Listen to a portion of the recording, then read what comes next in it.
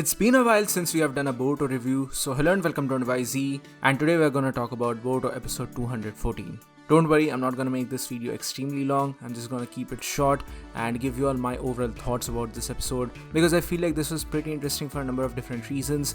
I have certain good things to talk about it here as well as certain bad things to talk about it here, so let's just jump into it. But before that, if you're new here, then please consider subscribing to our channel. A like and sub would be really appreciated because that will push more of my videos into your YouTube feed. With that being said, let's just jump into it. So, let me say this right out of the bat, the first half of this episode was really great.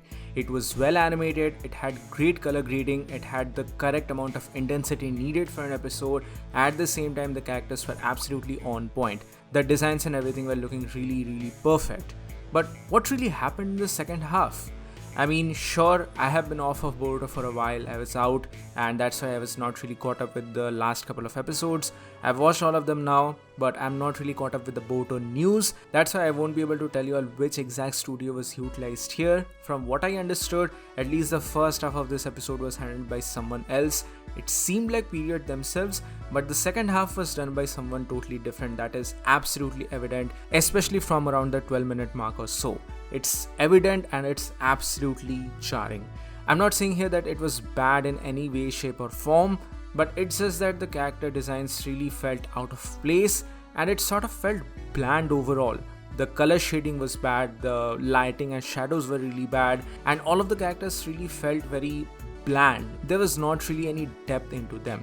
But before jumping over to that, let's just talk about what happened in this episode. So this episode essentially carried over the fight between Kashin Koji and Jigen, and here we finally get to see the truth about Jigen as to how he is Ishiki Otsutsuki and how he reincarnates inside the body of Jigen. Because I mean, yeah, this was a really OP jutsu. This was a really epic move by Kashin Koji because he's surrounding Jigen with fire, and even though Jigen has his shrinking powers, but after facing off against Naruto and Sasuke, he is really at his limits, and that's why he's struggling against these flames. Moreover, these are not your regular cartoon flames which are made out of jutsus, but rather this is a summoning. This is the eternal flame of Samadhi, and that is the reason why he's having a lot of trouble here, because the karma mark is not able to absorb something which is not in the form of chakra. This is a physical, literal flame, a never-ending flame. This was a really OP jutsu, and I really wish that Boruto sometime down the road learns a technique like this. It is absolutely needed in this show, and I hope that this is not just a one-off technique done by Kashin Koji and just that's it. I hope this is used by some of the other characters as well. But beyond that, Amado shines in this episode and Sasuke also shines in this episode a lot.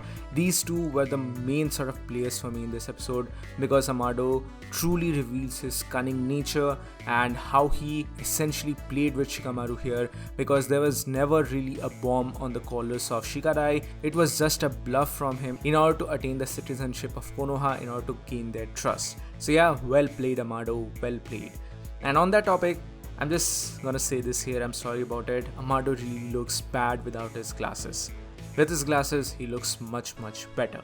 But beyond that, Amado gives us some much needed information dump, and he essentially reveals to us that Ishiki Otsutsuki has to revive in the body of Jigen now, and that is essentially going to nullify the karma mark of Kawaki, and that was the grand master plan which was done here by none other than Amado. Because this is just like a fail-safe mechanism among the Otsutsuki clan members. This is an inevitable truth that if a member has to revive from the usage of a karma mark, all the other karmas have to be destroyed at the very same time in order to not make any duplicate personalities. And this is the point which Amado tries to exploit here, and because of it he's sort of successful here because Kawaki's karma is finally gone now. He is rid of his karma mark. I know anime only people will have a lot of confusion among this as to what exactly is going on here, because in the time skip, in the tease of the time skip on the very first episode, we saw that Kawaki is having a karma mark. So what the hell is going on? Is Ishiki Otsutsuki successfully able to give his karma mark back to Kawaki? I'm gonna talk about that as the anime unfolds. Obviously, no manga spoilers here for the anime only fans. Moreover, as I said, the first half of this episode was really well done, and that is absolutely evident from the point where Sasuke literally cuts off the arm, the prosthetic arm of Kawaki, and I was really surprised by this because I thought that maybe the anime is going to tone this thing down and maybe they are not going to show this particular moment. and I was surprised by myself because this moment actually made it inside the show.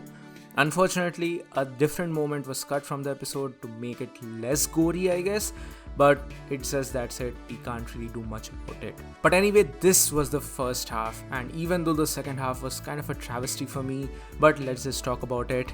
The mask of Kashin Koji is finally broken, and lo and behold, the truth is finally here. Kashin Koji is unmasked, and who is he? I feel like every anime only fan almost guessed it at this point, but still, this is indeed the clone of Jiraiya. No, this is not Jiraiya himself, neither is this Jiraiya's some form of illegitimate son, but rather this is a clone of the Sanin, which was made by none other than Amado.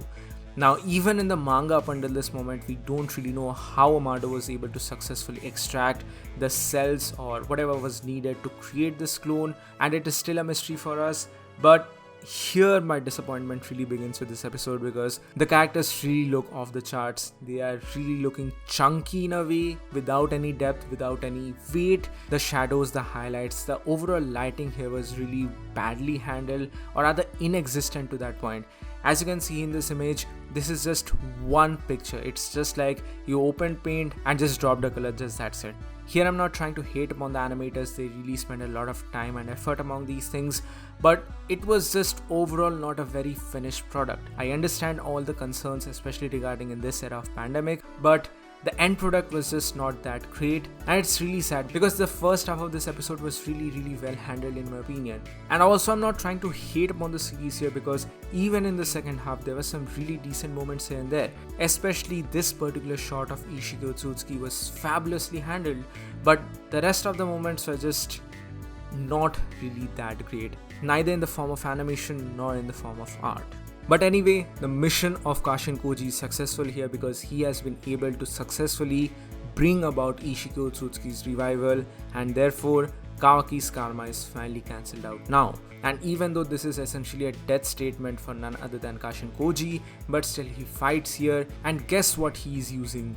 He is actually using the Sage mode. He also manages to use a massive Rasengan, but it is easily absorbed by Ishiki Otsutsuki without even breaking a sweat. So this was a really great show of power for Ishiki Otsutsuki for the very first time, and I'm really looking forward to the upcoming episodes as well. And lastly, towards the end of this episode, Ishiki Otsutsuki has finally managed to trap Kashin Koji, and this moment was a little bit censored. I'm not saying that's censored in the form of like black lines or anything, but rather some of the more gorier parts of the manga were not adapted here. There was only one particular column of beam which pierces the arm of Kashin Koji, but in the manga there was an entire column which just crushed his entire lower half of the body. So yeah, it was a little bit censored, but it's not a really big concern for me. Either way, I'm just fine with it. But my biggest problem with the second half of this episode was the lack of details. I mean, just look at this face of Kashin Koji. There's literally no details here. In the manga, if we compare it with the manga is so much more detailed. I really don't like to bring about the manga comparisons every single time, but here I'm just compelled to do it. I'm sorry about that. But this is my only complaint, if you could say, in this episode. And last one, it's not essentially a complaint, but rather sort of a disappointment from my end. I at least expected a little bit more of a flashback.